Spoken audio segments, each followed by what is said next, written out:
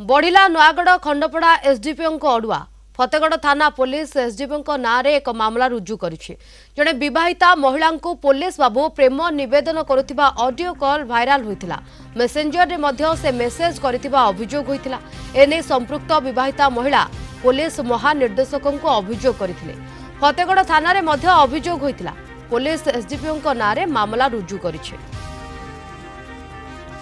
अधिक सूचना आम सहित फोन लाइन रे जोड़ी होती देवव्रत नायक नयागढ़ रिपोर्टर। देवव्रत, बढ़िला खंडपड़ा एसडीपीओ अड़ुआ कारण जड़े विवाहिता महिला को से प्रेम निवेदन करथिले। अपडेट सूचना ए बाबद रे कोन देखो शिवानी आम देखा बर्तमान खंडपड़ा एसडीपीओ नाँ एक मामला रुजु होती गोटे चर्चा हो पुलिस ना मामला रुजु करिछि। जदि आम संपूर्ण घटना को देखा तेबे ताले खंडपड़ा एसडीपीओ जड़े विवाहिता महिला को प्रेम निवेदन करथिले प्रेम निवेदन बार्तालाप गोटे ऑडियो कॉल वायरल होता। ए वायरल घटना पर जो संपृक्त महिला जनक पुलिस महानिर्देशक मानवाधिकार कमिशन महिला कमिशनर एवं महिला थानार द्वारस्थ होते किछि दिन तले से एक डाक जोगे एक पत्र फतेगढ़ थाना को अभियोग करथिले।